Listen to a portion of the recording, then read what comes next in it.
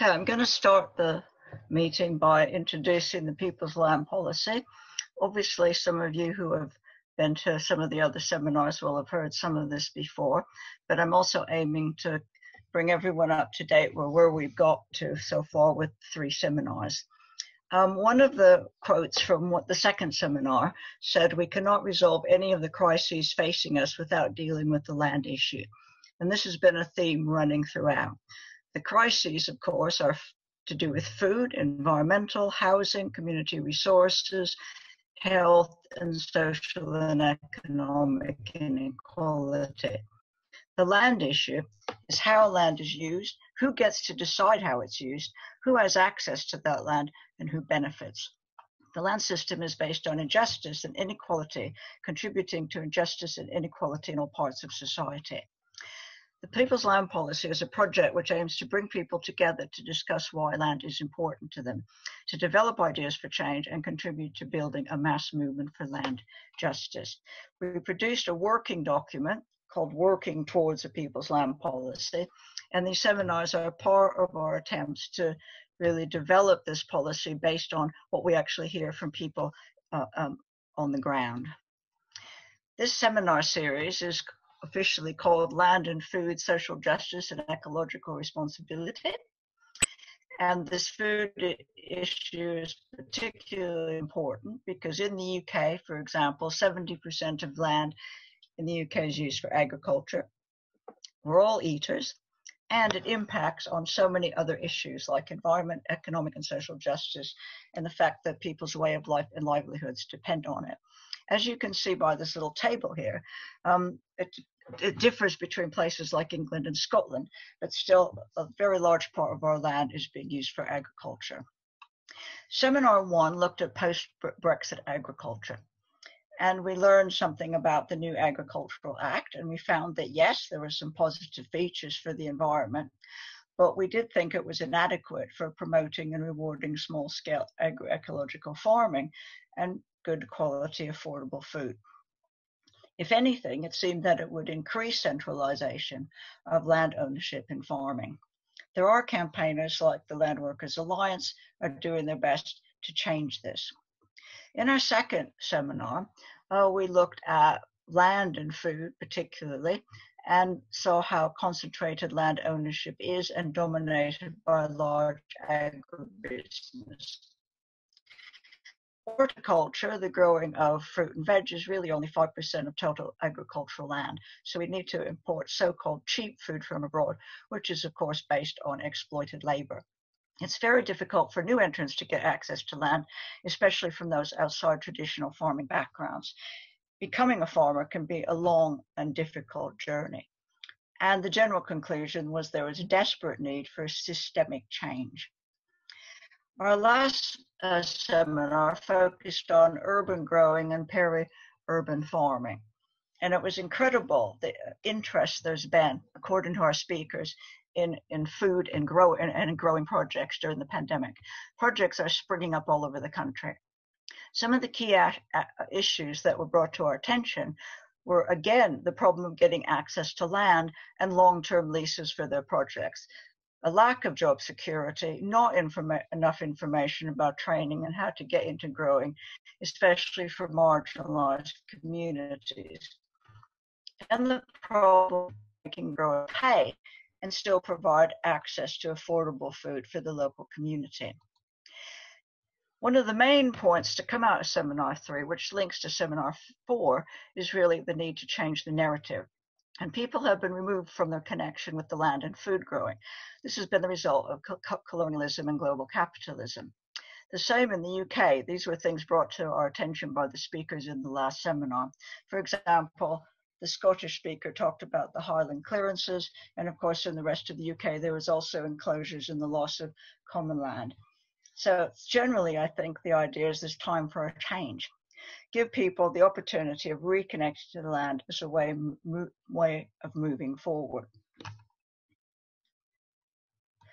So in this particular one, I've got a number of questions to look at. It's a big task here that our speakers have taken on, looking at the global food system, consequences for the global south, how other farmers and land-based workers are fighting back, and then in the UK, what can we learn from what is going on in the global south? We'll look at the current UK system, and up till now we've been looking at some of the small-scale farmers and their attempt to gain some kind of toehold in the agricultural system. But in fact, our system is completely dominated by agribusiness and extreme labor exploitation at all sorts of levels of the system. So what are the alternatives for a new system for land and food justice? So our speakers in this order will be Jean from Global Justice Now, Gabriela from Brazil, who's, as you can see here, is involved in a number of projects, Kieran from the group Angry Workers, who's also one of the authors of a book called Class Power on 0 Hours. And then we have Chris Smage, if I'm pronouncing it correctly, who is a small-scale farmer in Somerset and also the author of a book, A Small Farm Future. So I'm going to turn over now to Jean, who's going to begin our series of talks. Thank you very much. Thank you, Bonnie. And sorry, I'm just trying to set myself as timer in the hopes to stop myself talking for too long. So hi, I'm Jean. I work at Global Justice Now, which is a membership-based social justice campaigning organisation that works in solidarity with groups in the Global South. I work mainly at the moment on our trade campaign, and previously also worked on food campaign. And so I was going to talk a bit about sort of global food system issues, but particularly in connection with trade, how the trading system affects that, and also the implications to some degree for land. So, I mean, to talk about the policies in connection with the food system, what kind of trade policies and also aid policies the UK government or we might be calling for, depends upon what kind of food system you think that we are heading for.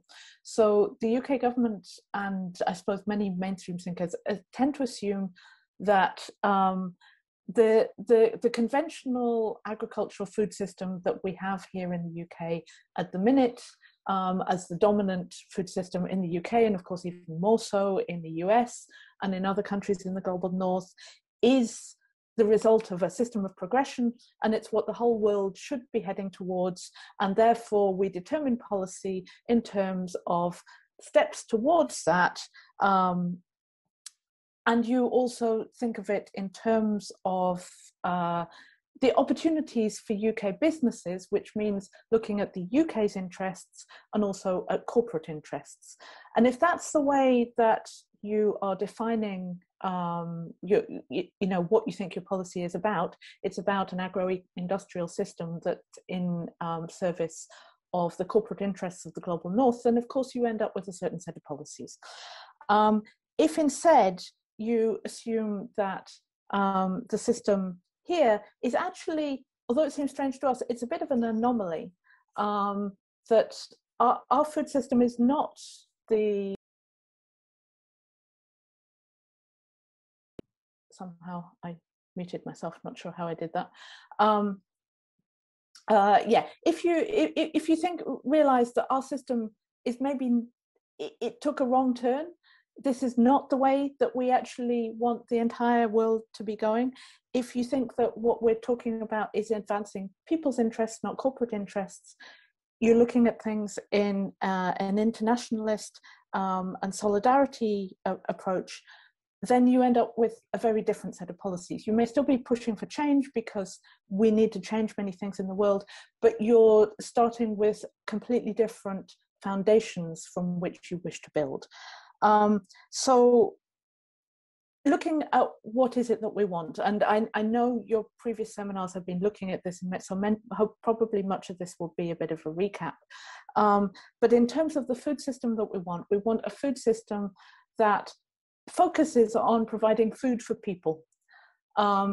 It's not about commodity trade, it's not about corporations, it's about actually the food system that feeds people. And the majority of the food in the world that actually goes to feeding people is grown still in local small scale production, sold in domestic markets. Most of the food that is actually eaten in the world goes through the domestic market. It doesn't go through the international market.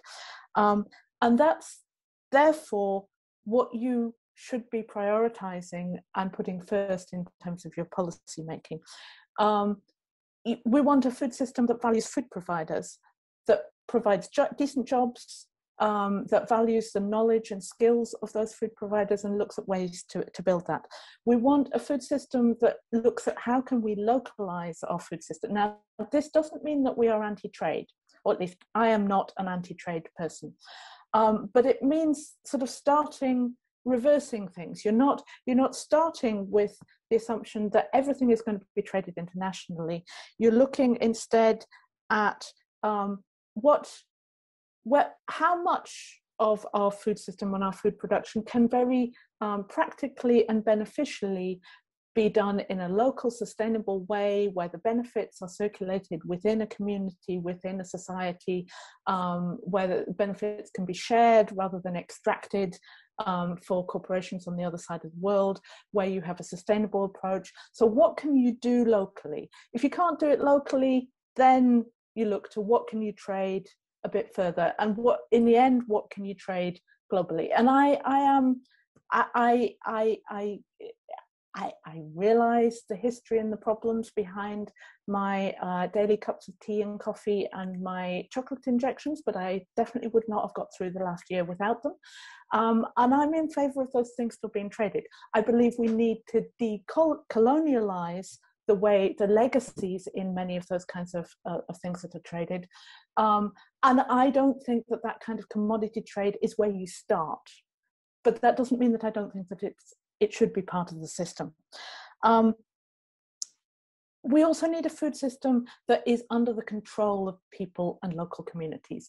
And this is somewhere where trade rules can really come in, because trade rules are a part of international law and also domestic policy making that tends to override other things, that takes away the control from other people. So we want a system where you can choose the type of food system that people want.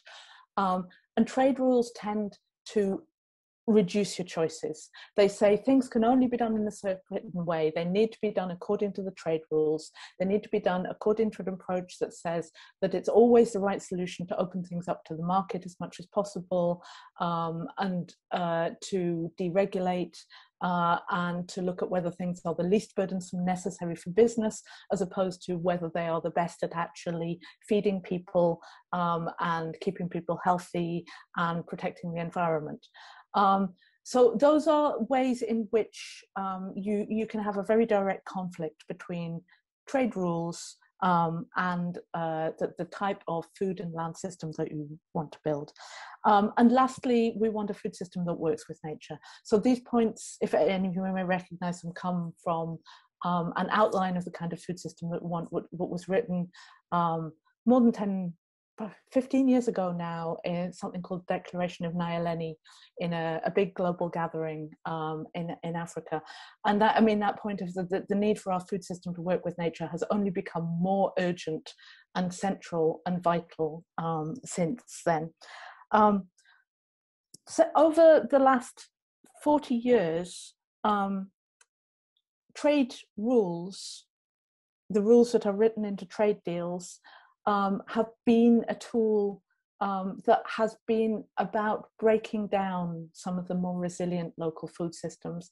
They've been about opening up markets in the global south to corporations, so building upon the debt crisis and the conditions that were placed on many countries in the global south as a result of the debt crisis, which required them to open up their markets. And then trade rules came in through the WTO and locked that opening up into place. And since then, attempts to introduce more and more trade rules have built that in.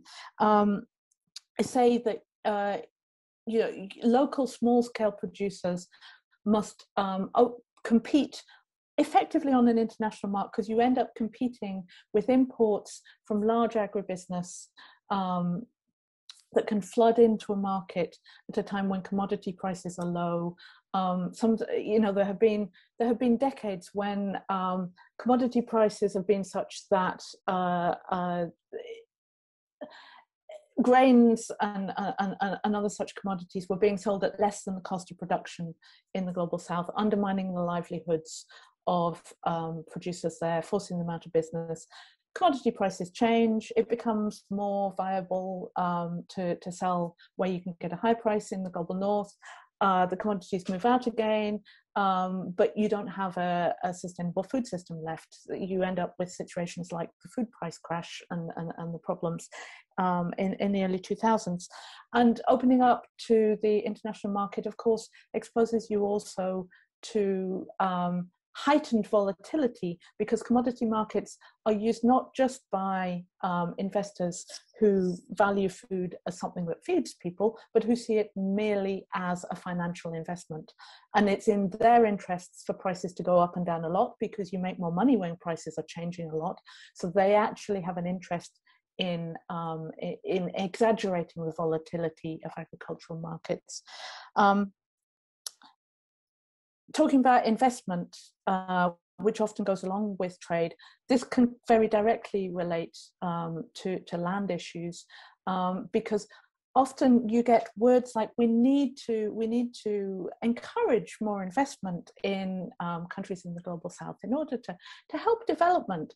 But too often in the last 10 years or so, particularly, those kinds of words about investment become a cover for land grabbing. Those investors are being encouraged to move into a country, and countries are being asked to maybe change their land laws, to open up more to foreign investors, so that corporations and foreign investors end up buying large areas of land. I do want one caveat here. This was, land grabbing was very much a sort of a crisis issue around the time of the food price crisis, and the focus was very much on countries maybe in the Middle East, in Asia, who were blamed for a lot of land grabbing. I will point out that countries like the UK did their land grabbing 100 years earlier, or more than 100 years earlier, and had held on to a lot of the land in the global south since. We just didn't recognize it at the time as in the same sort of sense of being land grabbing. Trade rules also come in here in connection with that kind of land investment.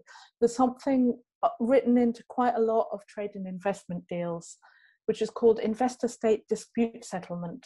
We call it corporate courts, because it allows transnational corporations to sue governments over just about anything that they don't like. So you see it used a lot in terms of challenging things like health policy or environment policy or climate policy. It is sometimes used, and it's something that sort of people are trying to keep a risk of being used around these kinds of land grabs. So there was a case that we looked at of these corporate courts being used in Tanzania around a sugar plantation, where a corporation had been granted a 99-year lease to some land in Tanzania to set up a sugar plantation. They've been granted it without a proper investigation being done, without securing consent. And of course, this land was being sold as though it was empty. It was not empty. It was being used. It was being used by the people who already lived there and had been farming there for a long time. When the corporation that wanted to set up the sugar plantation found that it could not, because of the people who were actually already in occupation of the land, and it turned to the government for help. But in the meantime, the government changed, and the government actually retracted. It did a proper investigation and retracted the rental agreement, the long-term lease agreement. The corporation then sued the government using these corporate courts. So you can get trade deals used in that way related to land. the other aspect of it is simply tying the food system into the idea that development and opportunities lie in connection to the international food market, the commodity market, despite the fact that it is one of the most concentrated, corporate controlled markets globally. The control of things like seeds and food commodities is incredible. It's one of the sectors of the economy where you can point at sort of saying there are only, you know, there are only 4 companies control the whole of this seed market, or a handful of companies control the market in livestock in a certain area, and the control of agricultural merchants and supermarkets is immense compared to the lack of power of either consumers at the one end of that chain or smallholder farmers at the other end of that chain. So, I mean, where would we start instead? And sorry, I realize I'm running out of time. And so it's going back to what I said. We should start at the opposite end. We're not starting with the international market. We start instead with how would you best ensure that smallholder farmers can have access to and control of their own markets? How can they take advantage of peri-urban farmers around cities in countries in the global south, taking advantage of the growing urban middle class populations there, rather than those urban and middle class populations buying lots of imported food? How can small scale farmers sell not just sort of to their nearest cities, but how can they sell domestically? If you're not selling domestic, then how do we build on regional trade? How can you build up south-south trade between countries in the global south? And only after you have strengthened and focused and built your policies around the best way of doing that do you then look, okay, now how can we can take advantage of the international market, hopefully from a position of more comparative strength, not exposing powerless small-scale producers directly into the international market. So what we need to look at are policies that focus on supporting the food system for the common good and sustainability, rather than policies that actually exacerbate competition in situations of extreme inequality. And yeah, I will leave it at that and can maybe say more in response to questions. All right, thank you very much, Jean. Over to you, Gabriela. Hello, everyone. So I'm gonna try to share my screen here. Let me know if it's working. Yes? Yeah. So, hello everyone, I'm Gabriela Sarmé. I'm a Brazilian researcher and associate member of the London Mining Network, of which People's Land Policy is a member of. And thanks, Bonnie, for this invitation and everyone in the organizing team. So today I'm gonna talk about resisting colonial legacies on the struggle for food autonomy in Brazil. So to start, I would like to say that without any pretensions of bringing some kind of universal truth or model to be replicated in the UK, my idea here is actually to bring some reflections to open the debate, in particular about other ways of relating to food and land. My main point is that if we want to talk about fighting hunger, we need to talk about access to land, and not necessarily about access to credit or subsidies, as is usually done in Brazil. So the main issues that I'm going to talk about today is the relation between hunger and land use in Brazil, a terminology debate concerning food autonomy, food security, and food sovereignty. And I'm gonna illustrate with the web of the people an articulation of resistance in the struggle for land in Brazil. So to talk about food is to talk about hunger. And here you can see some data, some updated data of the current situation in Brazil. But actually, this is not a new debate.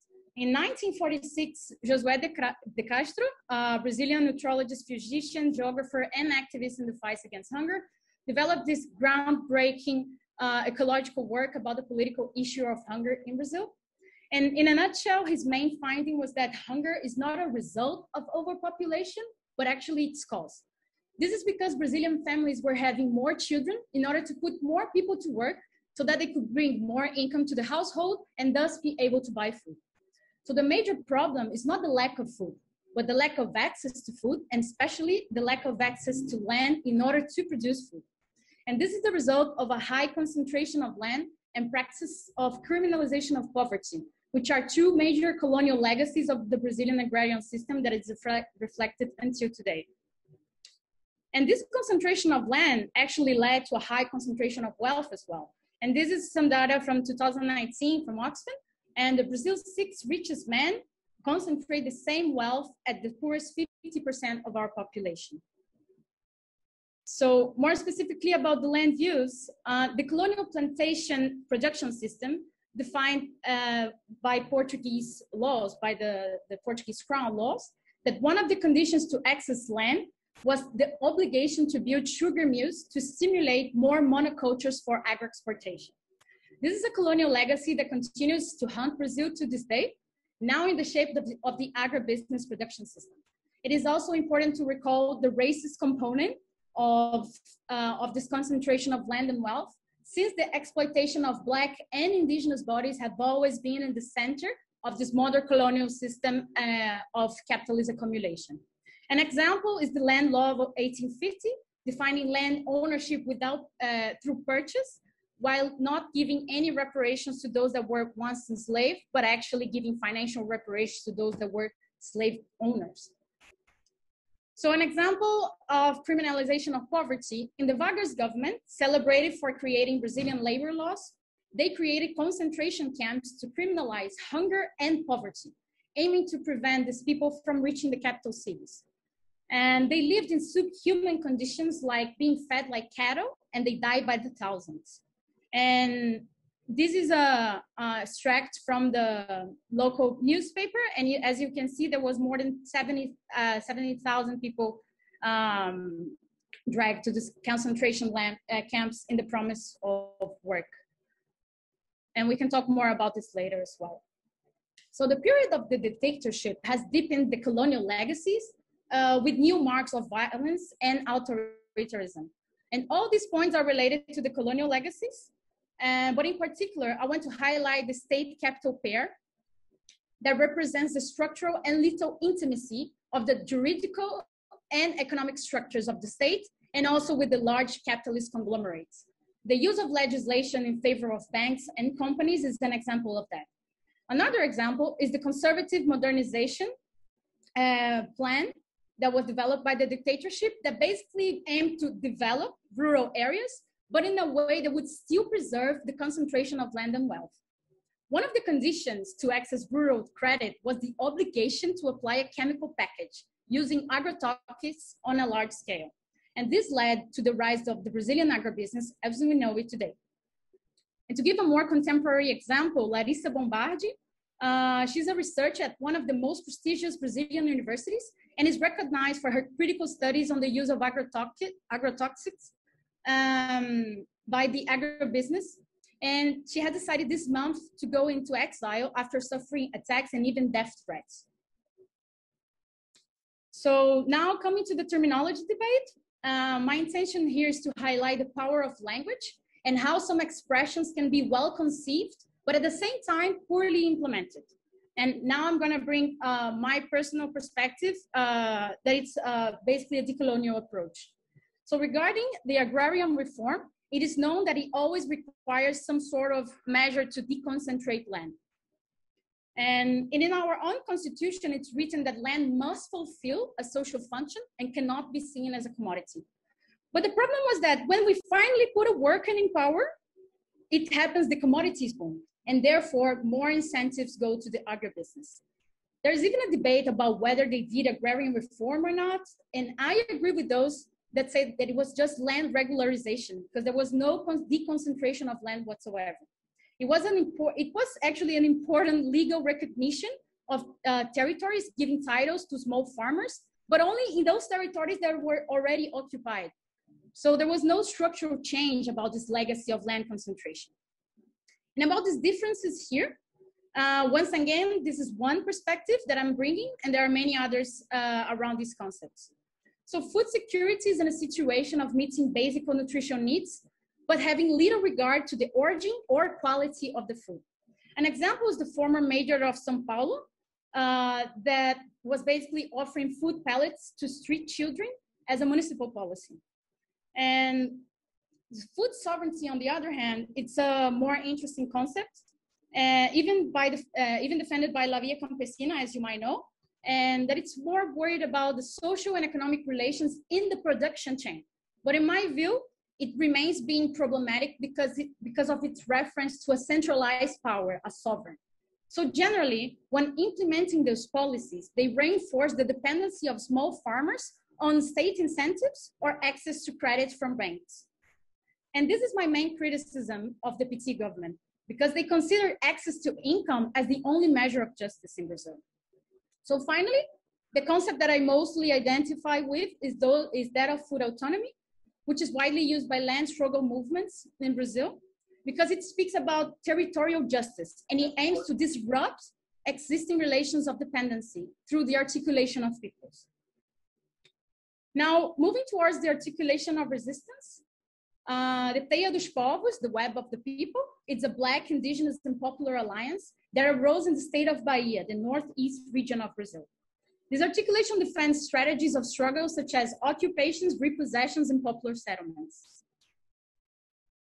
So basically, this is a large agroecological alliance of peoples, including the landless movement, indigenous quilombola, traditional communities, academic, youth, and more. The goal is to establish a direct connection between the producers and the consumers through agroecological networks, free fairs, and other forms of mobilizations. So the land repossession struggle has a strong component of ancestrality, because if the state is about the ancestrality, yes. Actually, the land repossession has this strong component of ancestrality because of the spiritual connection of these peoples with their territories. So basically, the idea is to directly confront large land properties, because if the state is present, it's absent, hunger will definitely not wait. And a main saying of the Teia, or Web of the People, is that land and the territory are the principle of the struggle. So there are some tasks that they always say that it's very important to reproduce, that is to preserve the Creole food, regenerate soil, and raise agroforests. And basically the idea of land and territory being the principle of struggle is that its preservation is for the preservation of buen vivir itself, moving from an anthropocentric approach to nature towards a social biocentric approach. So no longer looking at land or its goods as a commodity or just a resource.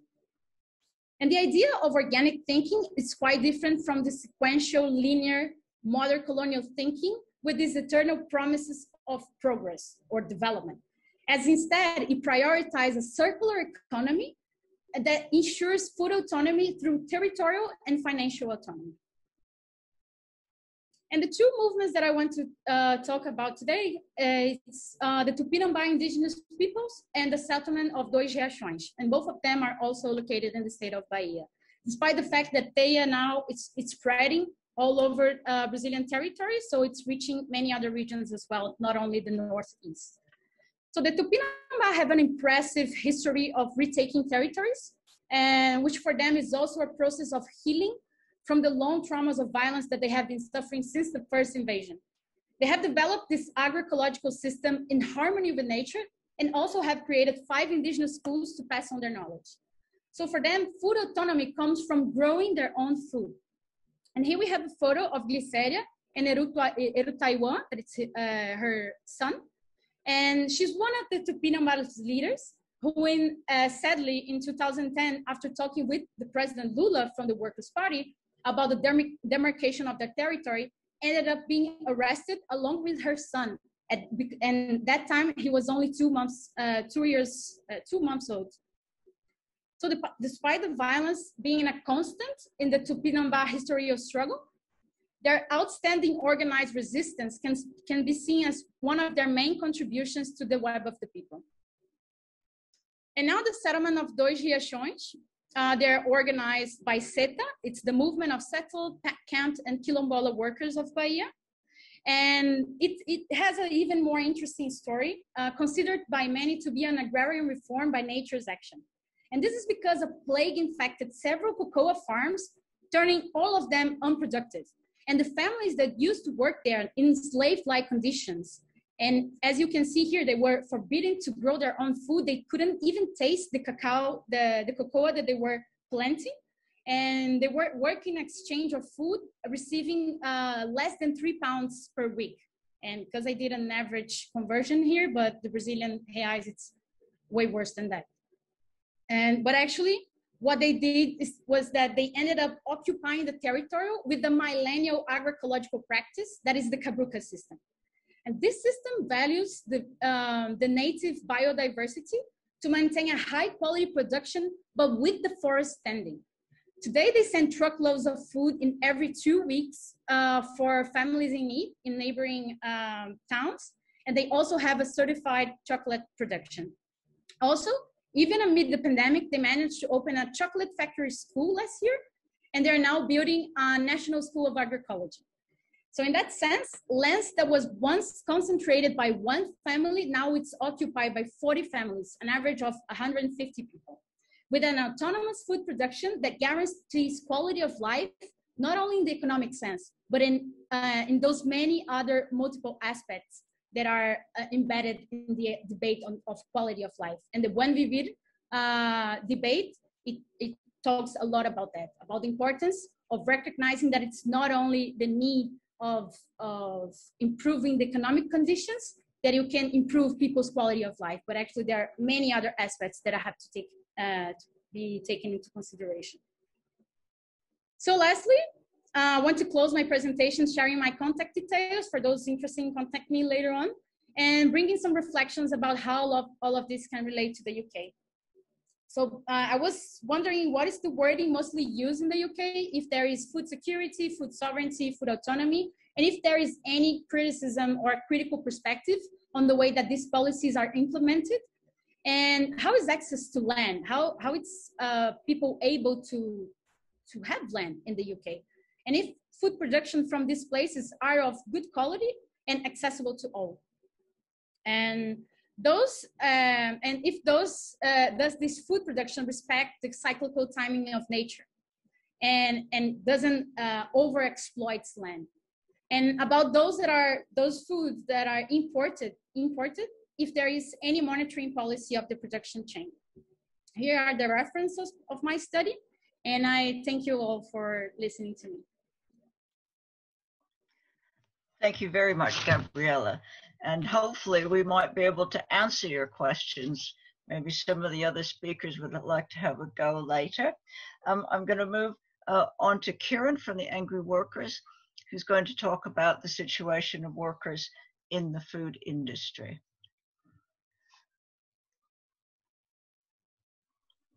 Sorry, my mom just called. Okay.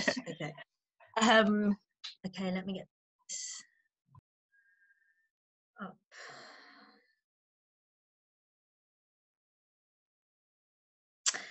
Okay, so yeah, thanks, Bonnie. I'm Kieran. I'm from a political collective called Angry Workers, and last year we wrote this book called Class Power on 0 Hours. And in it, we talk about our experiences as mainly as food workers in the UK, and as well as our experiences on the job. We talk more widely as well about the global food industry and how the companies that we work for, which are like massive companies, how they're linked to plantations and farms in the global south, their role in driving technological development and things like that. So I'm going to talk a bit about the my experiences as a food worker. But before I kind of drill down into that, I just wanted to make some brief points about the food system and capitalism. And I think it's quite easy to focus in on like individual experiences, but you also need this bigger context. And that was really important for me as well, like working in that food factory. Like, how do I understand my experiences? How do I contextualize them? And also having that kind of the bigger perspective as well makes you think about your own role in the bigger social questions, like how do we change our food system for the better. So, the food industry, as we all probably know, is at the heart of capitalism and capitalist development, and shows up all of its contradictions. So what do I mean by that? Well, the capitalism wouldn't have taken off the way it did without an agrarian revolution. And within less than a century, capitalism had kind of shaken the whole, social status quo that had existed for many, many years. You had the majority of people that were kind of peasants living off the land, working in fields, and then you had industrial development, expansion of global trade, mechanization of agriculture, and that meant that there was a mass kind of uprooting of people from the land and being pushed into urban wage labour. And with that movement to the towns, you got a sharpening of class society and class struggle, and capital had to deal with this emerging working class struggle for a better life. At the same time as dealing with that, they had to deal with the kind of inherent pressure to increase profits by lowering wages. So how do you have low wages and also keep people from kind of making trouble and rioting in the streets because they can't afford bread? I mean, you have to make the bread pretty cheap. So cheaper food, or making food cheaper, was a way to deal with this tension. And even now in the UK, we've got, some of the lowest wages in Europe and the lowest food prices. So, there's a sharp contradiction within this process. On the one hand, obviously, it creates soil depletion, destroys ecosystems, workers are massively exploited through like the exhausting working conditions and bad pay. But on the other hand, we have more food than we've ever had before. We have better nutrition levels.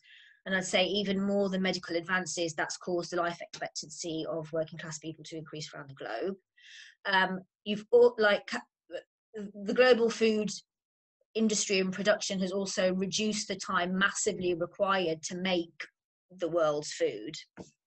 So I think there used to be kind of 50% of people working in food and making food, and now that's gone down to less than a fifth globally.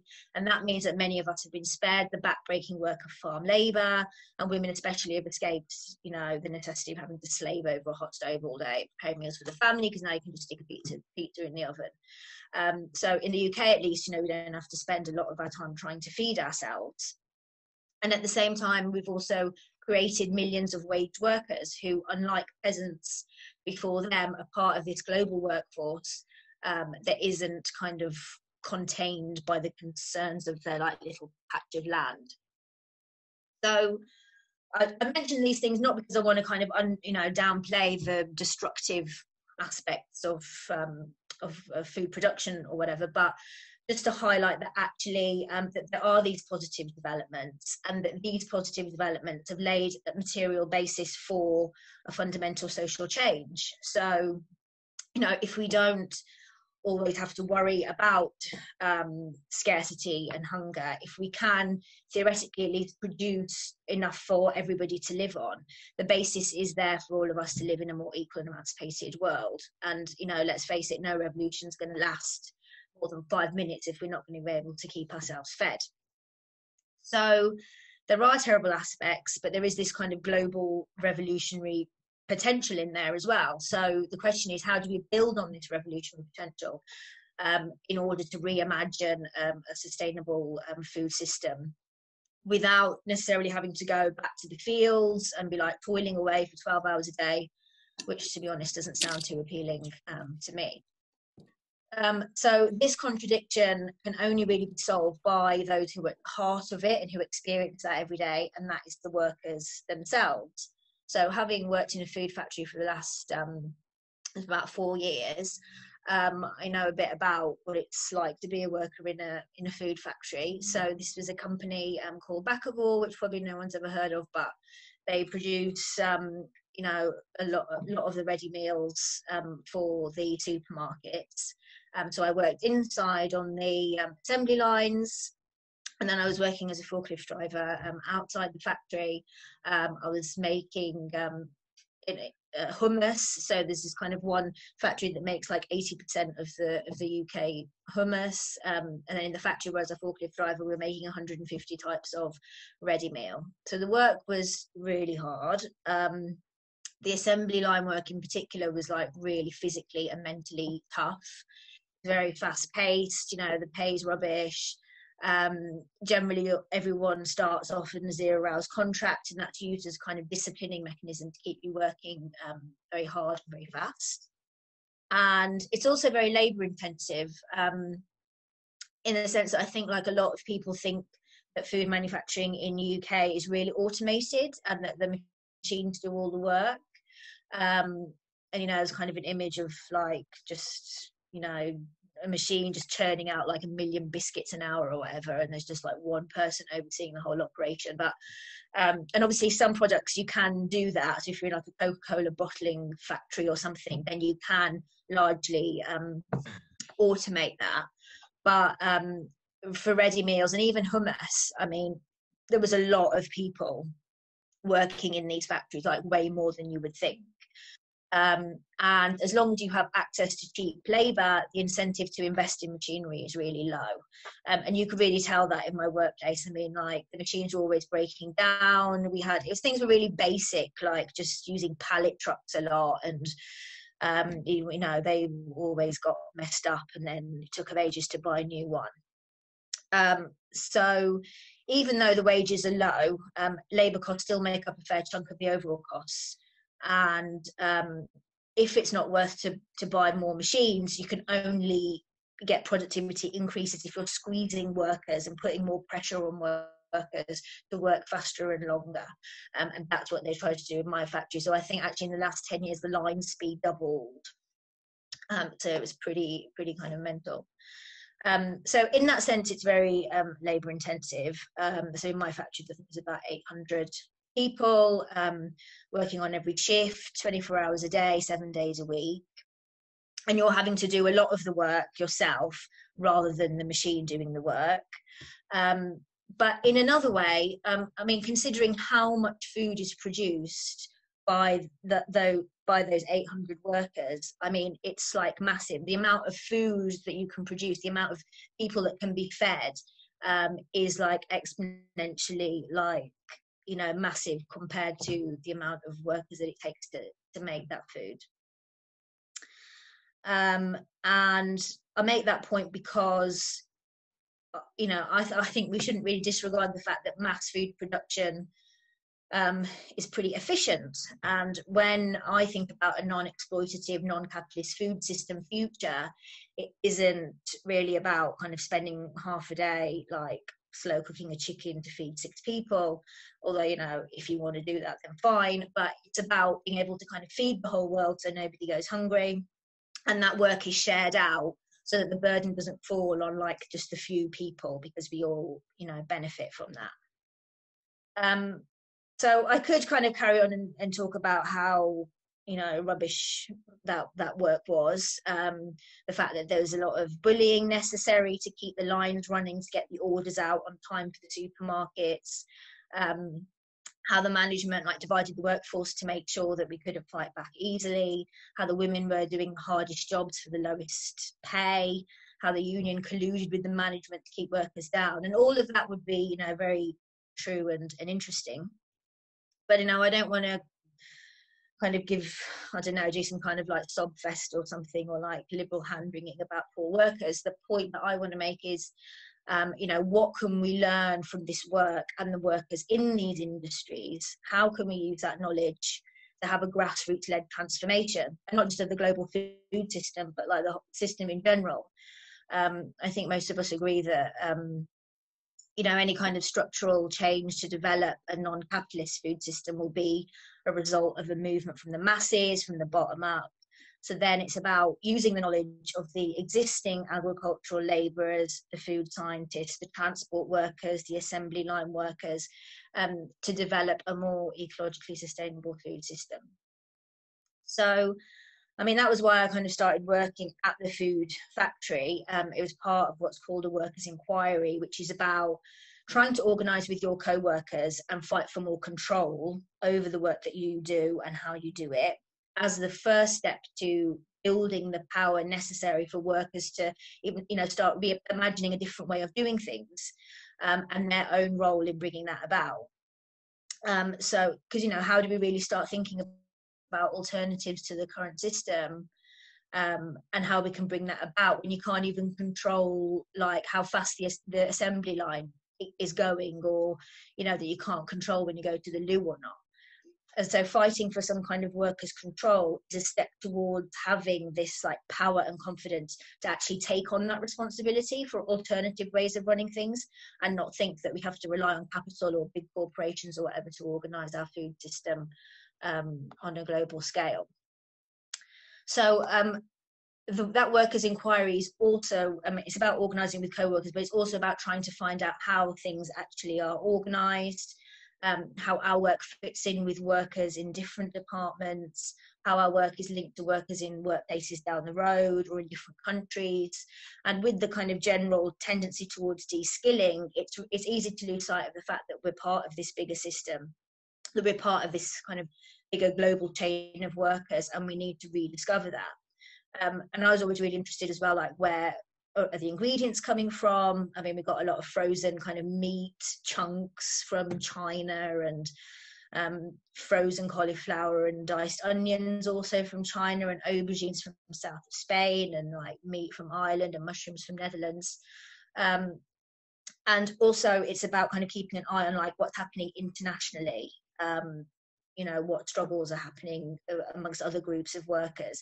And that wasn't just an academic exercise or just kind of do it for the sake of it. That knowledge becomes the basis for a more practical solidarity. So, for example, we were in the middle of this pay campaign.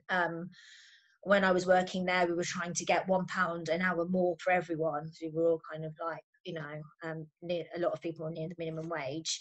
But at the same time, we knew that agricultural workers in Almeria in southern Spain, who supplied our aubergines and tomatoes, were also in a dispute, and that was for the minimum wage. And that was really important because it felt different to doing a symbolic action, to support exploited workers like somewhere over there. We were both in a common struggle against the system that keeps our wages low and conditions terrible. And it changes the way we think about solidarity, because we're relating to each other kind of on an equal footing in a way that's not paternalistic. We're in the same fight at the same time. And I think we definitely need more of that. And yeah, I mean, working in a food factory made very global issues very real and tangible. So, you can read about the importance of like cold chain systems and antimicrobial packaging and migration policy in relation to food production, and like the relationships between supermarkets and consumers and manufacturers and all that. But to see how that's playing out on the ground is even more important. So, for example, like the impact on the production process when a fridge breaks down, what happens to our workload when the warehouses get full up, what the atmosphere and culture is like at work when you have a migrant workforce that's trapped between like immigration raids and like restrictive visa requirements, what happens when something goes wrong in the manufacturing process and the hummus starts tasting a bit metallic and the supermarkets pull the hummus off the shelves, and then you've got empty shelves, and then you've got hummus crisis, and tens of thousands of pots get binned. And that's what I think it happened about three years ago. So all of these facets of the food system are quite evident if you're working in such a place, along with the knowledge and kind of driving force to fight for something better. But yeah, if you want kind of more details about like the nitty gritty of that, then that's you can read that in the book. But I'm just going to end with the question of workers' control in the current moment. So food workers were seen as essential during the pandemic, you know, kind of the heroes that kept our shelves stocked. These places also suffered like massively from like corona outbreaks and stuff. Like I know of 3 people that died in my factory, but they didn't close the factory down or anything. And Brent, which is where most of the workers lived, that had the biggest explosion of coronavirus cases because everyone was living in really overcrowded conditions, and you know, people are pretty poor, and you know, they're not getting any thanks for it. So there's no big pay increases on the horizon, and even, you know, some workers have been facing state repression to keep them working. So Trump basically said, oh, strikes are illegal in meat factories, to stop workers from, you know, just to keep production running through the pandemic. So, you know, the question at the moment for us is like, will this tension translate into more militancy? Will workers be able to break through the barriers of like poor English and kind of repressive workplaces and like general oppressive social atmosphere and increasing unemployment? Will they be able to kind of break through that and start kind of demanding more? Interestingly, I mean, the strikes that have happened in the UK over the last kind of 6 months have mainly been men in warehousing. So that part of the kind of food supply chain. But yeah, in many cases, most workers, I think, when the pandemic was happening, chose to just not go into work. So there was a really high sick rate. In my factory, like there was just a kind of, at one point, there was almost half the workers just stayed off sick. But doing that kind of individually and not in a coordinated way, rather than kind of resisting collectively and consciously. So we're kind of keeping an eye on those developments. It's really important to kind of have those direct relationships with workers and discuss with them about this tension between potential power and individual fear. And if you want to find out more about that, then you can read our book or get in touch. Okay, thank you very much, Kieran. Right, Chris, over to you. Right, thanks very much. I hope that everyone can hear me okay. My internet seems to have been a bit spotty, but anyway, I hope it will be okay. Some of the things I'm going to say have pretty much been covered in various ways by other speakers, but hopefully it will sort of contribute to the overall picture. So first thing I was going to say, pretty much along the lines of what Jean was saying, is that, you know, we have this very powerful mainstream narrative of global so-called free trade and globalization as being an entirely positive thing. And I think we do need to probe at that very carefully and question it. And the way that it works in the food and farming sector globally, historically, excuse me, there's kind of been a race to the bottom, where in richer countries like the UK, we've got a very capitalized, very mechanized farming with a whole set of explicit and implicit subsidies, with the result that sort of producing a small set of global commodity crops. And that has tended to undermine the food autonomy of poorer countries.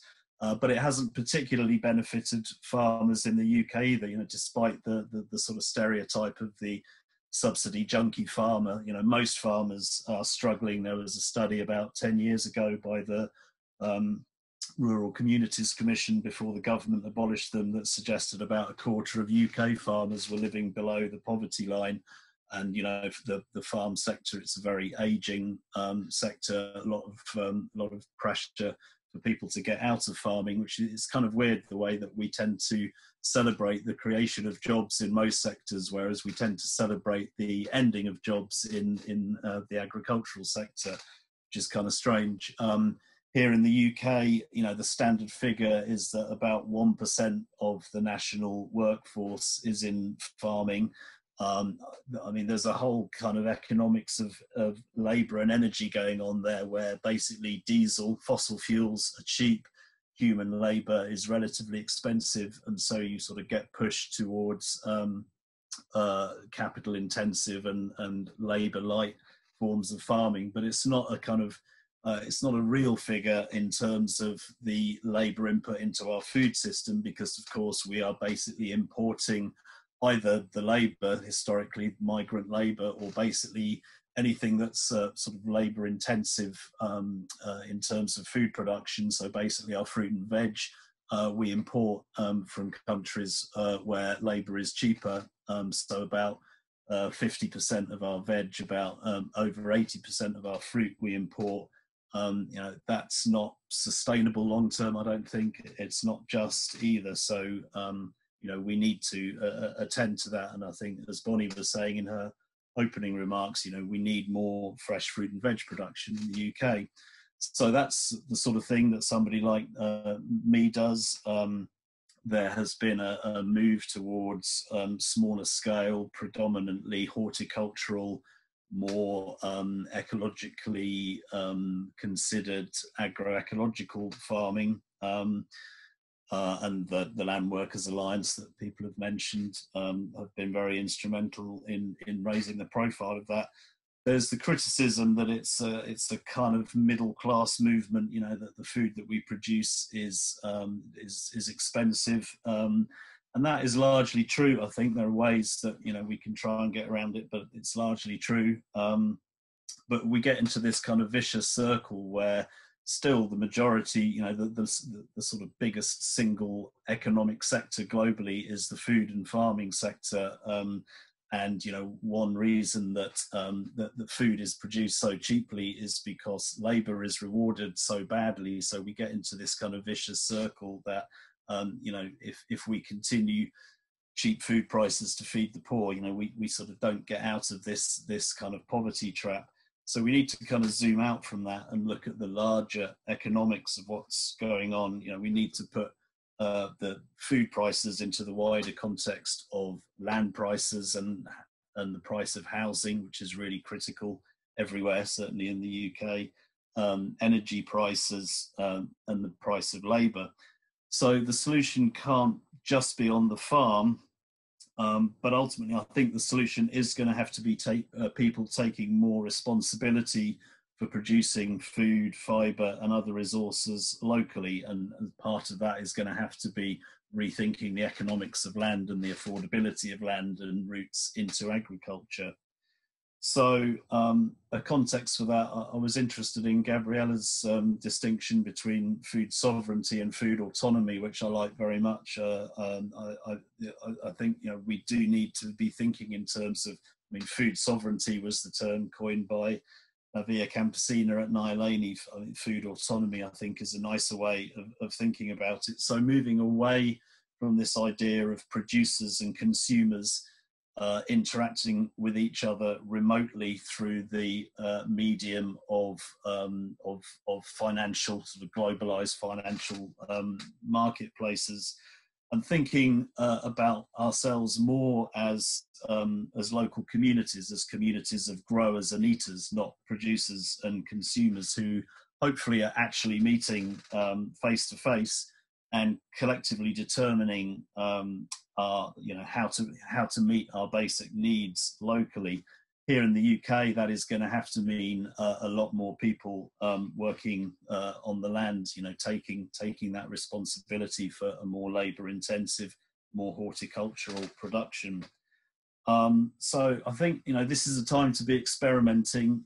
We need to learn from each other. You know, that's one of the sort of paradoxes, I suppose, is I think we need to be more food autonomous at various local levels, but at the same time we need to be interacting, connecting with each other globally, ultimately, and learning examples and lessons from different models, but not sort of off the peg models. I mean, everywhere is different. It was interesting hearing the examples that Gabriella was talking about in Brazil. But obviously the situation in the UK is pretty different. So we need to be kind of experimenting, learning and experimenting locally. Part of that, I think, is to learn from small scale, basically peasant societies historically. And I think one of the learnings from that is that, you know, we do need to work together as communities. We need to build new commons. We need to work collectively. But these can be quite sort of feel-good concepts. You know, the commons is a classic one. Whereas when you look at small-scale peasant societies historically, definitely there's a real strong development of commons, but there's also an emphasis on, commons, it's very difficult to create effective, successful commons. They tend to fail all the time, and they almost always go alongside household, small-scale household-based self-reliant farming, and that's pretty much what I argue we need to get right in my book, is this balance between local commons and household-based smallholding, which can be just as productive. There's a whole narrative that small holding is less productive than sort of large mechanized modern farming. It's not necessarily true. On a sort of acre for acre basis, it can be just as productive. But another advantage of it is that it's kind of, either at the household or at the community level, it is self-limiting in a way that capitalist farming isn't. There isn't an incentive to be producing more for less. There's an incentive to be figuring out what your needs are and what your community's needs are. And I do some modelling in my book where I basically show that it's relatively easy for us to feed ourselves here in the UK. In fact, to feed a bigger population than we currently have using organic methods, but it's labour intensive, and sort of labour is the kind of key enabling thing. And I think we need to think about this. I mean, as I've talked about this in different contexts, I guess I've been struck by the fact that I don't think we're taking the sort of epochal ecological crises that we're facing. Generally, we're not as alive to how they're going to upend our world. I mean, this is a really fundamentally changed world that we are entering now. Climate change, obviously, is the one that gets the most attention, but not really much is, arguably, it's not really changing. I mean, carbon dioxide emissions are continuing to go up, and it's just going to have untold effects on the world that we're living in. I think a related issue is energy. It seems to me unlikely that we are going to be able to decarbonize the energy supply and still continue to have energy supply at the level to which we're accustomed in countries like the UK. Globally, 85% of energy consumption is fossil fuel based, 80% in the UK.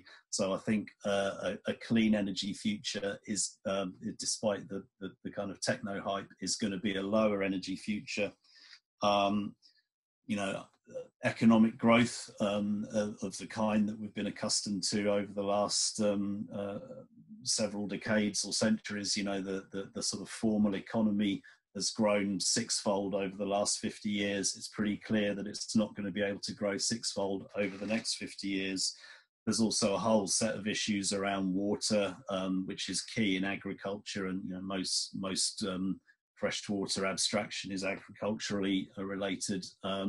That's going to be a huge change agent globally. Issues about soil and soil quality, phosphate cycling is another one.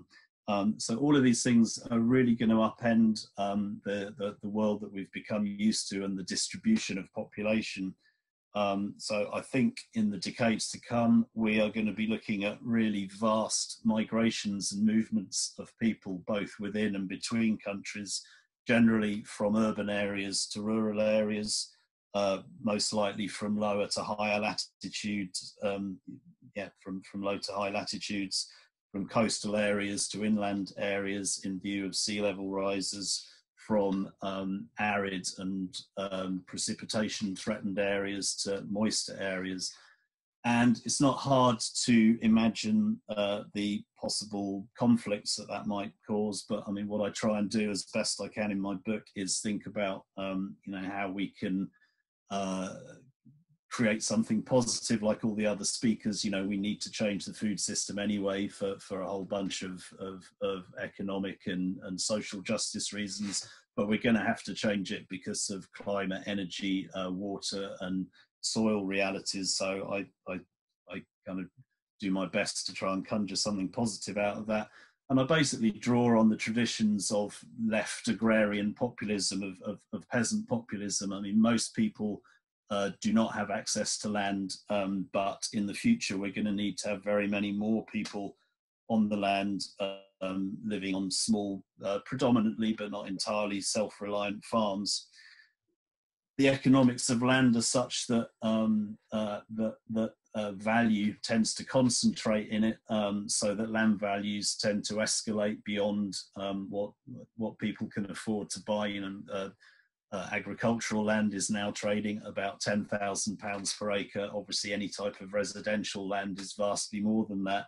So we need to create a commons around land use. You know, we need to socialise the value of land, because otherwise we get into a situation of economic rent extraction and you know, essentially rapacious landlordism that is going to, you know, it's just deeply problematic from a social justice point of view. So we need to socialise access to land, but we don't necessarily need to socialise food production. You know, that's where this debate about food, about local communities and food autonomy, I think, is important. And I guess my vision is to try as best we can to create a sort of collective attention between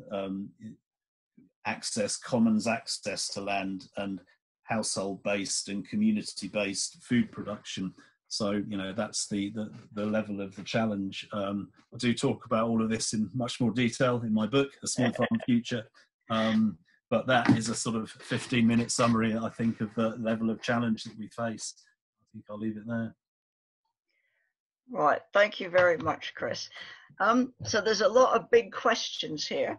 I don't know how many people have put questions themselves, but I guess I'll start by there's, I think, quite a lot of differences in the sort of vision for the future.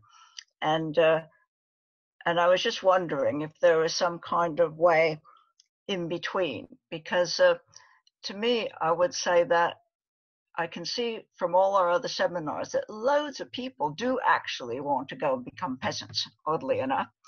I was surprised at how many people from the cities and from all backgrounds, not your middle class, it was all sorts of backgrounds, you know, who were, you know, there's a group called The Land in Our Names, which is a Black organization that is very keen to get hold of land. And a lot of people are thinking, yeah, you know, and there was a guy who had come from Zimbabwe to London, and all his jobs that he did were crap. And he said, I couldn't find any decent job to do. And he said, but he started growing white maize. White maize is something that doesn't grow most places. I mean, it grows in Africa, certainly not here. And he said, you know, it was the best thing he ever did. You know, he managed to get hold of some land, an Enfield of all places in North London. And a lot of people from all sorts of backgrounds are finding this very fulfilling compared to the jobs that are about. But at the same time, the idea that we're going to go back to the sort of little individualized farms. I still like the idea of talking about more cooperation and maybe taking over, like Gabriella was talking about, taking over some of the land that's there. And that's what the example from Brazil showed me, is that, you know, there are these farms and people took them over and they ran them cooperatively. They didn't need to retreat into the household or the family. They actually took them over as a collective enterprise. So it just seems that, I think Chris is right, we do need to start thinking about this, but there is this sort of, are there enough people who are going to want to do this? What are people's aspirations? And also, we haven't looked at all at really the situation of people.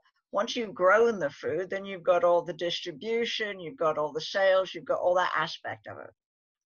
So really, I suppose in my long comment, I'd just like to know what the speakers basically think of what some of the other speakers think about what they think is the way forward.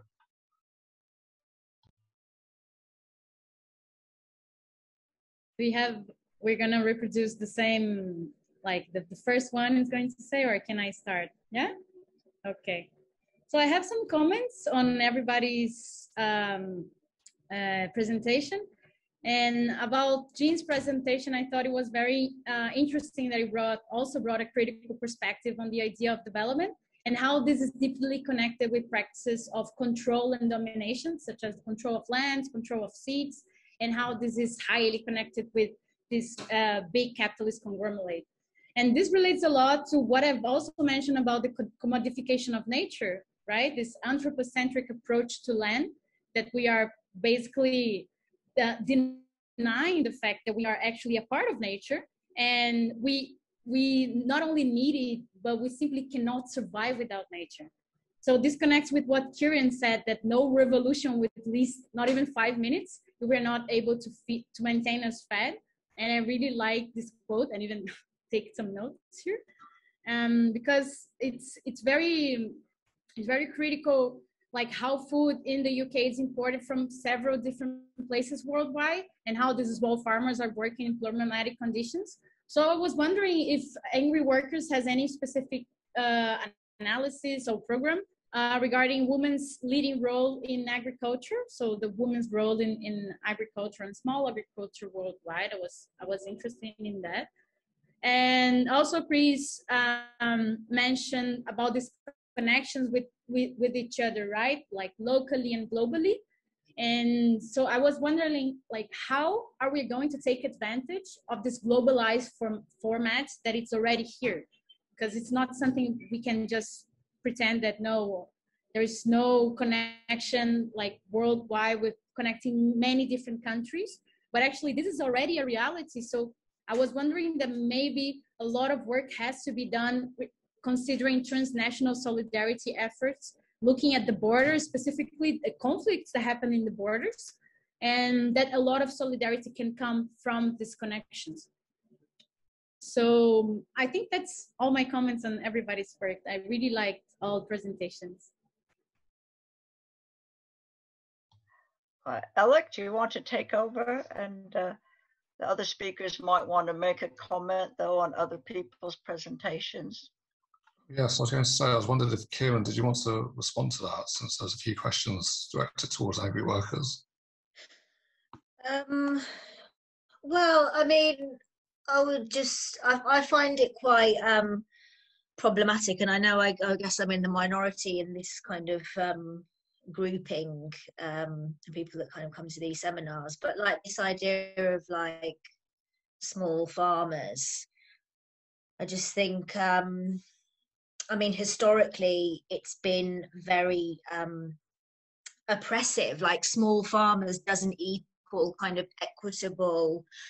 You know, like if you've got seasonal work, you need to do the job in a particular time frame. It's very intensive, and you have to kind of squeeze workers to like get that job done, and having a kind of direct relationship with the kind of farm owner allows that to happen much more easily. You can exert more kind of brutal kind of repressive measures against the people working on the land. And you know, so like just as an example popped into my head was like in India, and you've got all these kind of farmers that like get into debt, and they would rather commit suicide, you know, as a kind of like individual response, but also pride about their land and all this stuff, you know, rather than kind of grouping together with other workers and kind of railing against the system in a kind of broader sense. And also, like, a lot of these small farmers use the most pesticides and the most fertilizers because they're the ones that have to, like, you know, get the most out of the land. So that's, you know, the bigger kind of farmers or agribusiness kind of, it's kind of less that situation, and all that kind of like brutal regime, I guess, makes these kind of mafia structures more prevalent, I think, in these kind of small farmholder situations, and a kind of, you know, farmers are kind of quite politically conservative as well. I mean, I don't think that's a coincidence. So my kind of, and also like my family just escaped from the land in Punjab, you know, like I don't want to bloody go back to, you know, it's too recent. I don't have any like rose tinted idea of like what's, you know, the toiling away. I think well, yeah, Chris kind of mentioned it, that this kind of idea that it's quite middle class, or that you do it on the weekend, and it's quite a nice idea to like get away from the rat race and stuff, I think. Yeah, I mean, I still think that's quite a minority position. Yeah, my kind of perspective would be like, how do you use the fact that there is this like massive global knowledge and all this global workforce in order to, I mean, that's the kind of starting point for thinking about how do we do a food system but without markets. And you know, all this kind of development in agroecology, I mean, it's not my area of expertise or anything, but you know, I have heard of some examples where you have you know, you can grow, so what is it, organic, 34% of the world's organic sugar is produced in one 30,000 hectare operation in Brazil, which has 20% higher productivity than conventional sugarcane production and 50% higher biodiversity than the municipality's national parks. You know, so it's like, how, you know, I would kind of think more, how do you keep the scale but try and do things more sustainably, rather than, I mean, I don't think it's realistic to kind of be able to scale up all these like little tiny farms and be able to feed the world. We'll stop there. Great, thanks, Kieran. Jean or Chris, did you want to have a final word before we ask some of the public? I mean, just to say, I think that obviously this is a utopian conversation. We're talking about changing, how to change fundamental things in, as everybody has said, in the way the world is structured. And I do think it's really, and bringing together quite different conversations. How do you take, on the one hand, a highly industrialized, concentrated food system like we have in the UK and fix the things that are broken? On the other hand, how do you look at the majority food system in the world, which is still very dominated by smallholder farming, and see how do you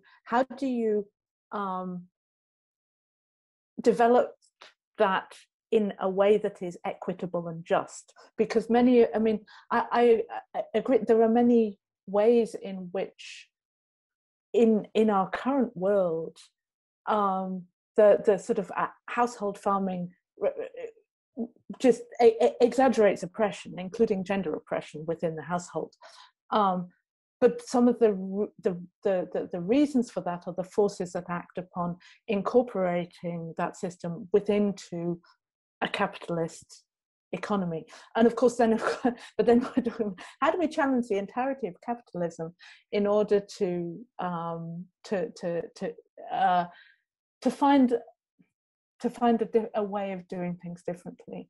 And that's where you can look at, where I'm trying to talk about the fact, because if you have a system that in the whole is geared towards industrial capitalist production, then of course it incorporates the small scale production in a marginalized, unoppressive way. If you actually change your focus and try and start off from there, take an entirely different approach, then maybe we could build something better. But it's a utopian project. It's just that sometimes we need to try and have some hope. And that's where, I mean, this is where I feel like some of the talk about agroecology, we need to not romanticize it as completely going back, or look at the idea that farming in the global south and traditional methods of farming are necessarily what everybody needs to go back to. But we need to look at modernization in a different, because modernization has come to be associated with chemical fertilizers, with the industrial model of farming. But we need to modernize, but in a different way. And this is, so going back to the utopian thing, this is where I start. I have a love of 80s feminist sci-fi utopias, and casting things in terms of which of those utopia do I want to live in, the sort of the women on the edge of time utopia that if anybody knows those kinds of books, or do I want to live in the dispossessed utopia?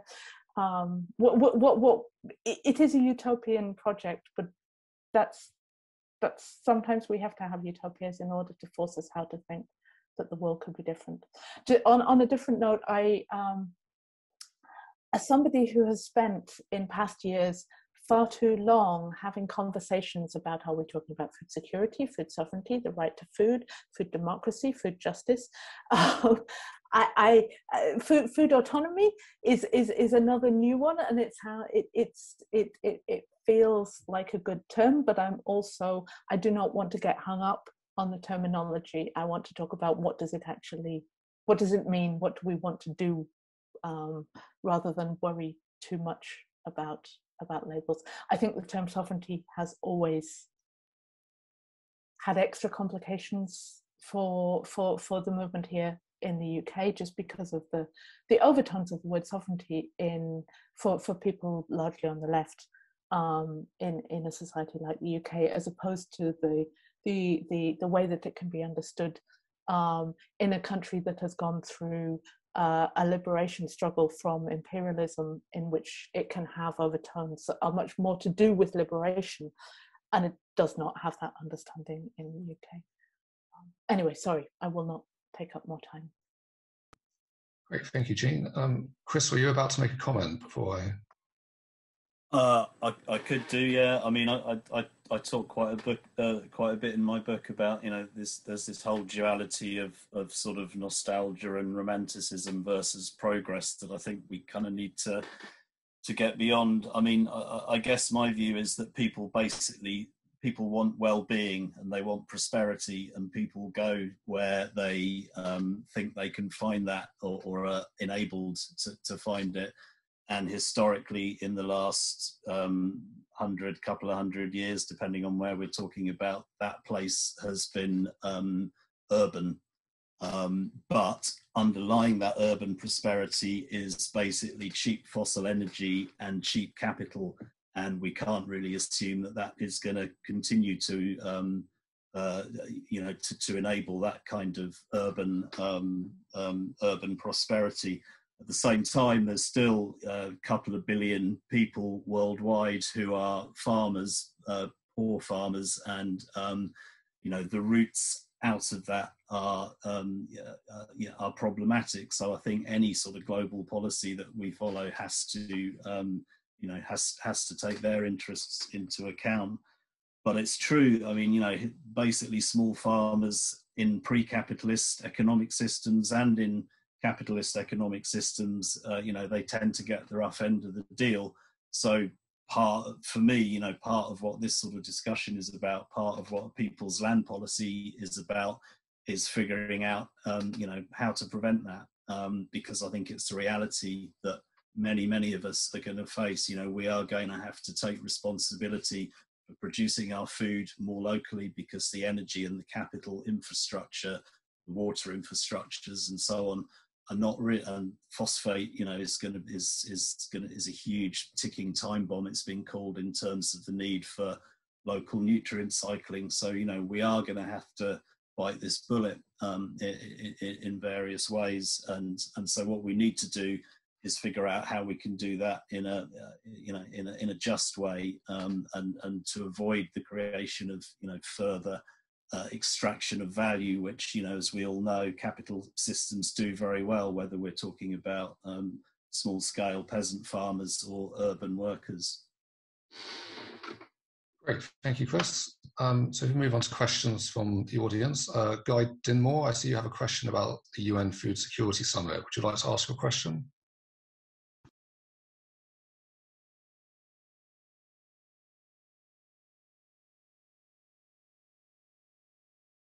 Okay, well, I think I can just read this out. Guy's asked the question, would any of the speakers like to comment on the UN Security Summit, which will take place this year? And it seems very controversial and has been much criticised by the agroecology wing. Would any of the speakers like to respond to this?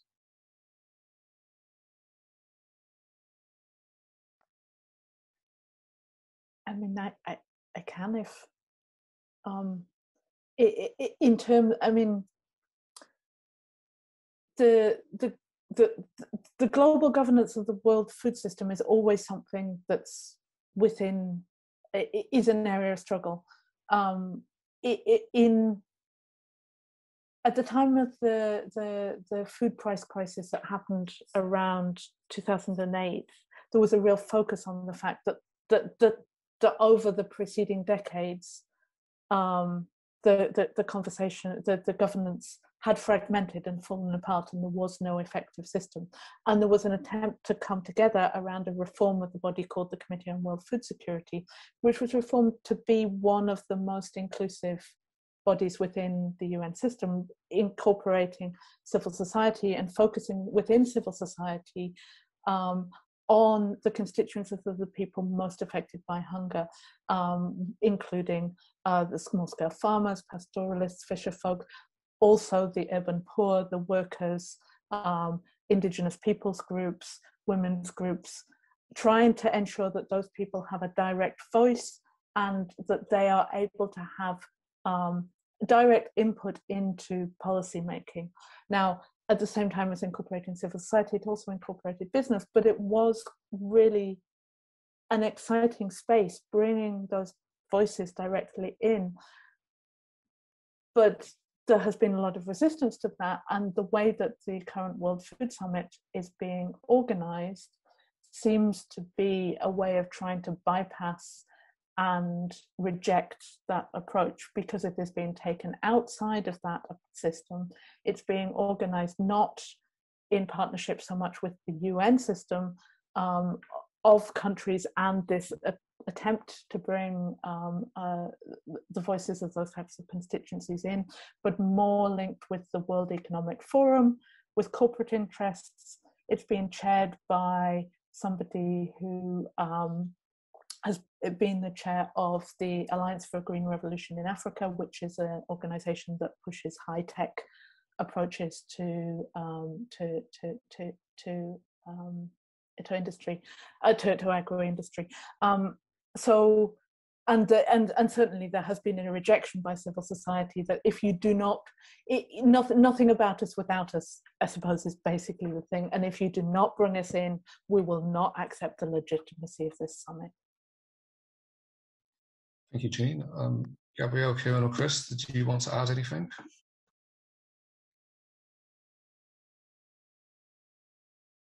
Right. Oh, Kieran, did you want to say something? No, I don't know anything about that summit. Okay, that's all right. Okay, so we have another question from Penny about different methodologies involved in food production. Penny, would you like to ask your question?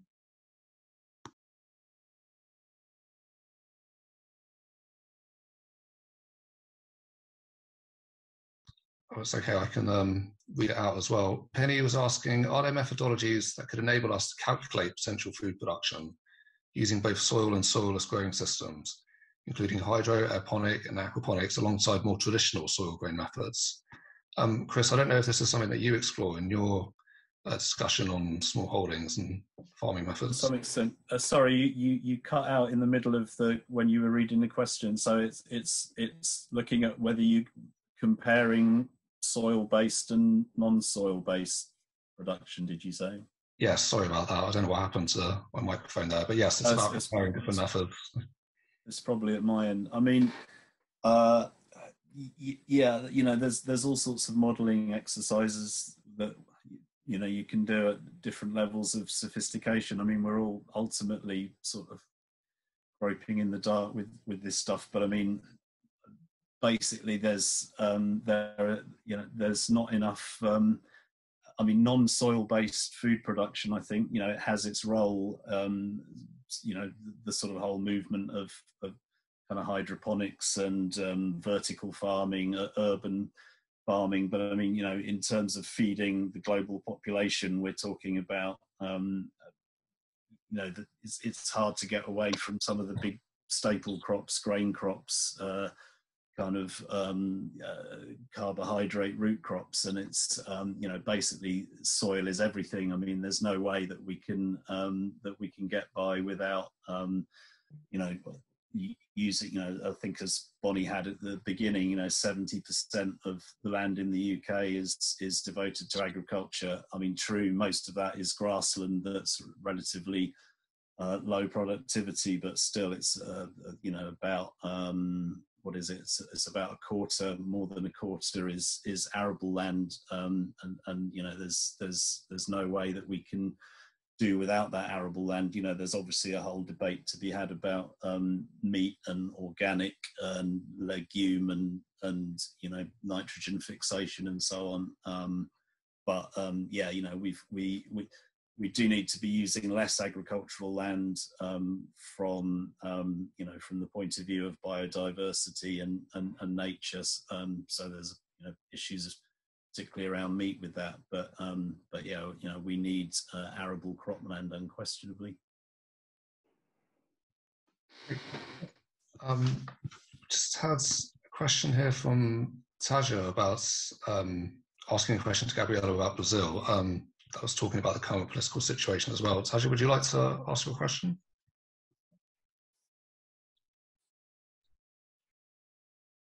I have read it as well, and I also have to go because I have another meeting that have already started. So I'm gonna try to answer a couple of questions that were brought, and I would end up with Taya's one because it's more specific about Brazil, and she's Brazilian as well. So I'll be glad to answer it. So first, I saw that there was a question saying, what can an average citizen do to help now? What do I need to do to really affect change? And I think that like what I usually like to tell people is to first start by looking where the food you put on your plate comes from. So if you can, to have a look in the production chain, to have a look in the supermarkets that you're used to buy, or to get an idea of where this is originally being planted, it can highly help you to realize how much your consumption it's actually impacting other lives, ways of lives, and also territories.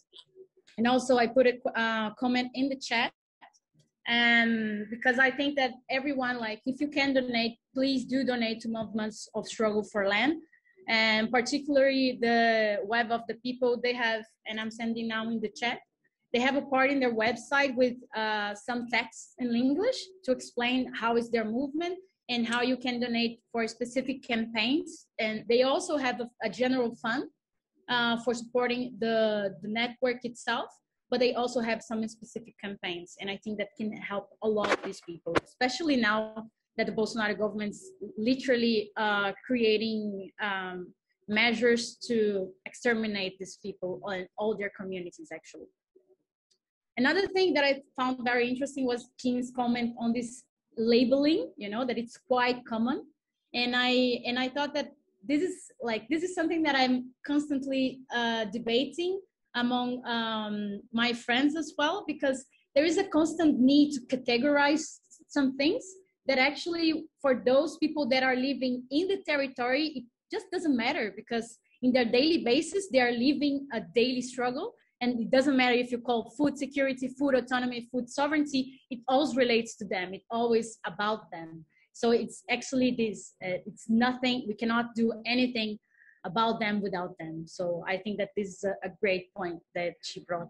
And about the romanticized aspect that some of you brought as well, like I did my master's in violence, conflict, and development at SOAS in London. I just got my degree. And this was something that was always brought, like, oh, be careful not to romanticize things.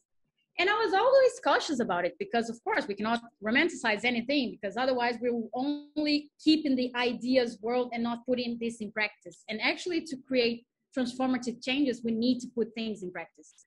But actually, I was wondering, like, that actually the struggle for land and food autonomy has nothing to do with any romantic thing, because it's actually a history of liberation and resistance to multiple forms of violence, numbness, and control. So every time that I hear someone saying, please don't romanticize the the workers living in the working with land or things like that.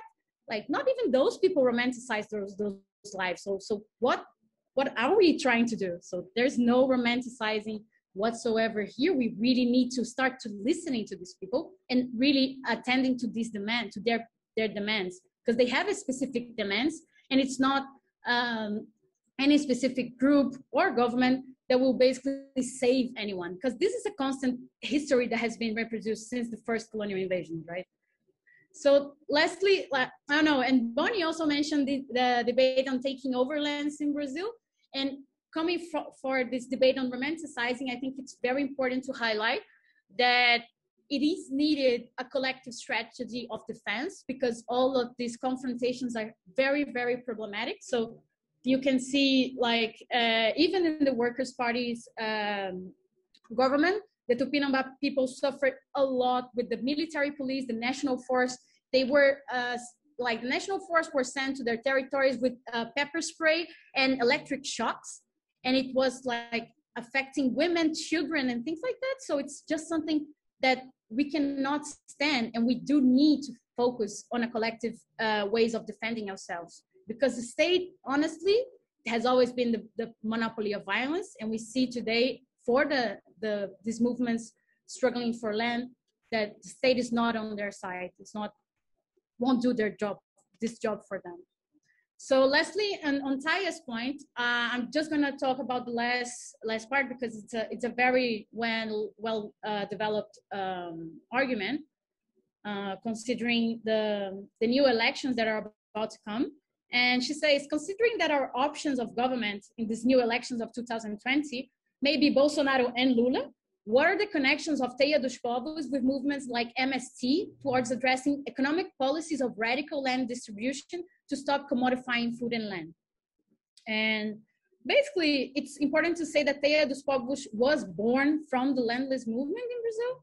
There's a lot of people that were the pioneers in the Web of the People were from the MST as well.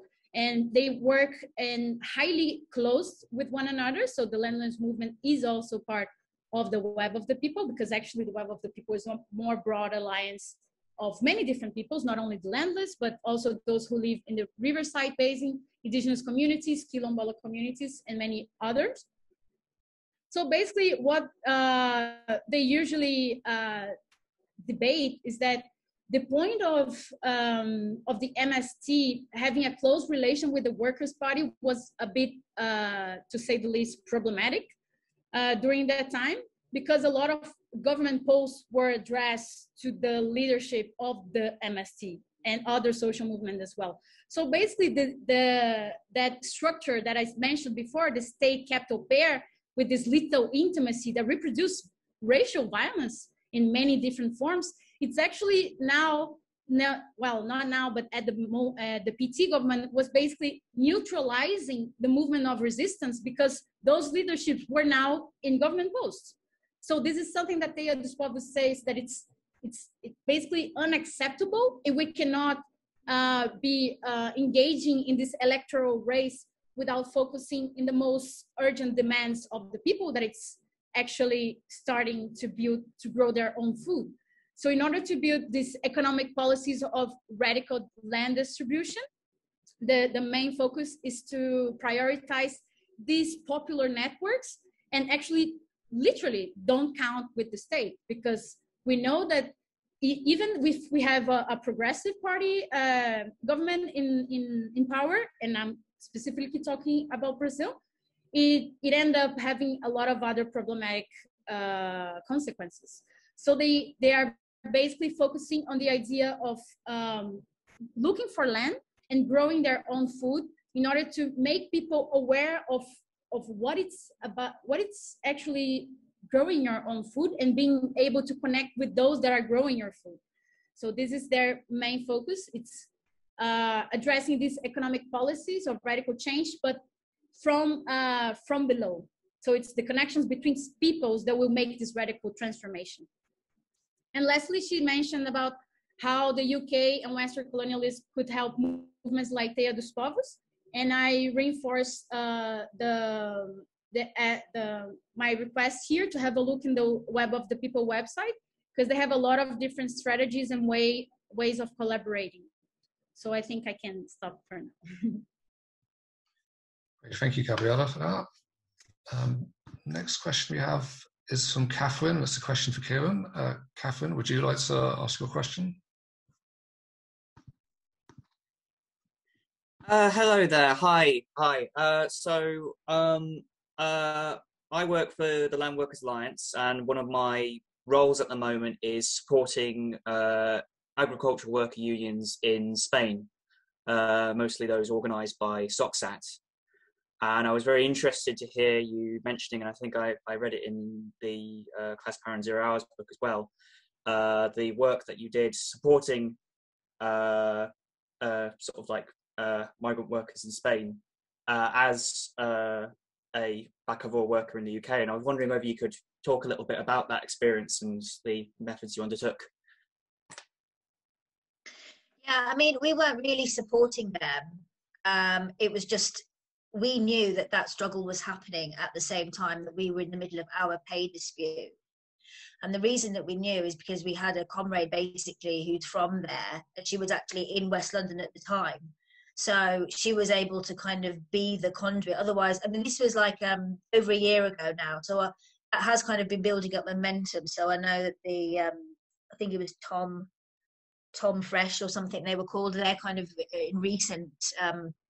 in a recent dispute with this SOCSAT union. I can't remember if it was the same union a year ago. It definitely wasn't the same group of workers.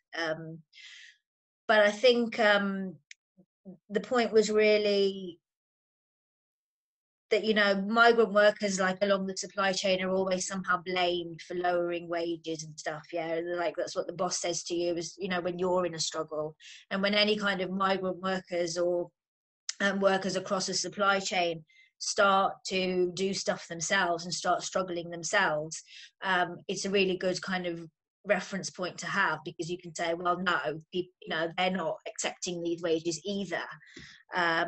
And that's kind of the more like practical solidarity element. But I think that practical solidarity thing comes about more as a result of being in struggle, you know.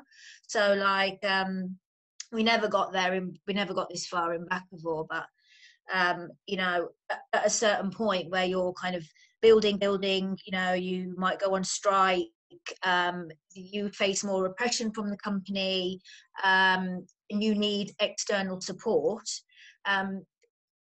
If we were able to ask these workers who already have quite a lot of power in their workplace to do something that will hurt the company and hit them where it hurts, you know, that is the thing that's going to tip the balance in your favor. But that can only happen if you are in struggle and they're in struggle. So that's why it's about, you know, what can workers do to build up that that level of struggle, you know. And that's when the practical solidarity kind of question becomes actually a real necessary thing to have to grapple with. At the moment where you've got quite limited struggles going on and workers generally feel quite weak, you know, it's a bit more of a kind of abstract question. But I mean, I think that's also a role of revolutionaries, I guess, or people kind of interested in these things in different parts of the country. Are you writing about that publicly? Are you kind of assessing what's going on? Are you letting people know, so then that information can be used? And that's the other problem. Like, I don't think it's just that kind of on a state level that you have the problem. If they're talking to leaders, they're also talking to leaders of unions. And you know, what the union leadership and the workers think and do can be and often quite different. So, you know, having that kind of more grassroots knowledge and talking to workers directly, that's where that becomes important. So at the moment there is a group called Field Worker Solidarity, and they're in south of Spain. So that's where we're getting our kind of building that relationship. Great, thanks, Kieran. We have a question from Callum. Callum, did you want to raise a point about scale and utopia? Yeah, although then I think Bonnie made a comment that more or less kind of got at what I was going to talk about, which I can't find in the chat now, but yeah, is about the question of distribution. Or one of the main things that I was thinking about was that I think the question of skill, for example, is not necessarily the most relevant aspect of this. I think the relations of production and distribution, are really integral, because if we begin from where we are now, I think it's very unlikely that something like small-scale agroecology could generalize across the UK and successfully displace, industrial agrochemical production within a capitalist society. And given that's the case, I think the kind of strategies we have, for attempting to ensure access to land for everyone and sustainable production and all of this kind of stuff needs to grapple with, the existence of private property, or, the kind of reality of production and market dependency and all of this kind of stuff. And so mostly I just wanted to ask the speakers, where do they stand on this? Because, I agree, for example, that we want to see a relation between growers and eaters rather than producers and consumers. But that, that's not about changing an attitude. That's about changing the relations of production within the society that we live in. Yeah, I would like to hear what people have to say about how, how the reality of capitalism can be addressed within those kind of strategies. Great, thanks, Callum. Chris, would you like to start off with this one? Yeah, it's a very difficult question to answer, and it's a well-framed one. I mean, I think you're right that there isn't really a sort of an easy route that you can foresee for a kind of relocalization of agroecological food production within the existing system. And yet, as I was arguing earlier, I think that ultimately is what is going to happen whether we like it or not, because of the realities of climate, energy, water, soil, etc. So how do you how do you act politically sort of across that tension between the sort of impossibility and the likelihood of it? I don't know, but certainly I mean, I think autonomy, again, as Gabriella was saying, I think people need to be able to figure out local, local agricultural systems, local types of production, that work locally for them, and that has to. Part of the problem is we've got into this very professionalized discourse about farming, as compared to a whole continuum of people being involved in food production, from growing a sort of herb on your windowsill in a high-rise block, through to someone in a big tractor on hundreds of acres. So that's why we need this kind of debate about how we can actually take charge of that locally. But certainly I think in terms of we do need to change the scale of farming, because it's so driven by cheap fossil energy and larger circuits of commodity exchange. And farmers themselves are not necessarily, I mean, that's kind of, I touch on this a bit in my book. Farmers have been sort of pushed into this by a whole, in the UK I'm talking about, a whole particular history of kind of adjustment to the market as it is. So there's lots of work. The LWA was doing some work on this, I believe. I mean, I'm involved in various bits of work on it locally, where it's about sort of getting people onto land and getting people involved in autonomous production. And part of that is about the whole planning framework.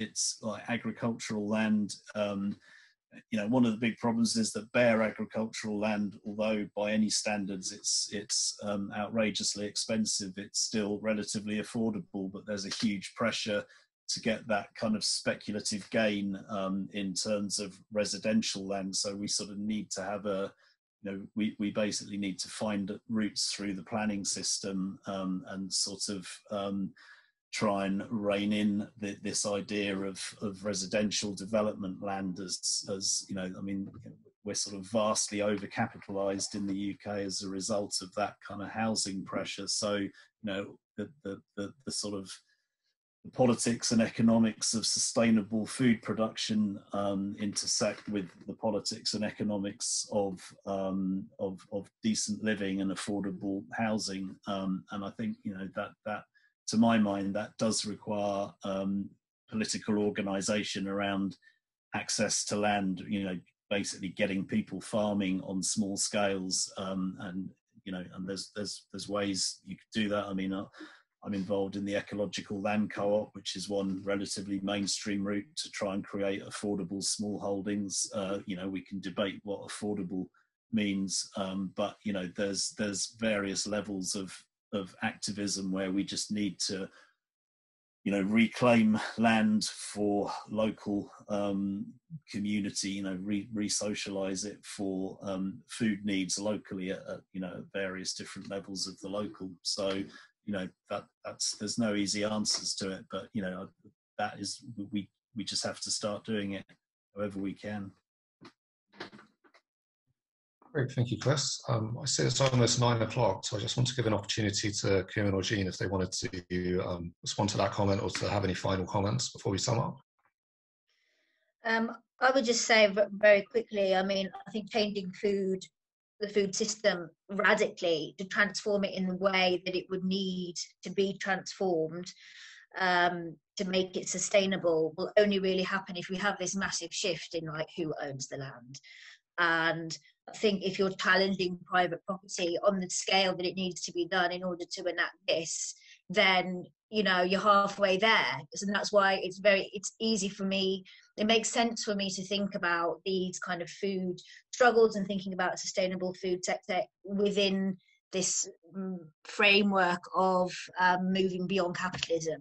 I don't think you'll be able to do it without that. The struggles are the same. Thanks, Kieran. Jean, did you want to finish? Just very briefly, because yes, probably my brain is dying. That I do think I think that we need to match the getting on with practically trying to build things from the ground up with also challenging the corporate power. Because it's a match between the system and the and where we want to be. It means we have to tackle both the what we want and what is blocking us, so we do have to try and challenge the system as well as trying to build what we want from within where we are starting from. Sorry, you can tell my brain is dying because I don't think that sentence made any sense. Sorry.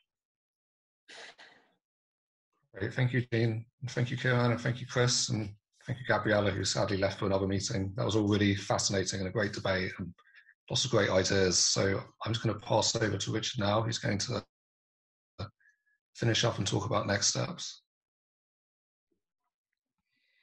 Thanks a lot, Alec. I hope I'm audible. Is that all right? And I'd like to say that if you found this seminar stimulating and interesting, then we would like to invite you to join our mailing list, join our newsletter list, and consider taking part in some of our activities that follow. Our project is about land reform as a whole. We have the Developing People's Land Policy document that Bonnie went through at the start of today. And we'd encourage everyone to have a read of that because it is in its early stages still. It's more some initial proposals, and we need more detail and we need more linkages. So we'd really welcome you to have a look at our People's Land Policy document, and please give us some feedback on it.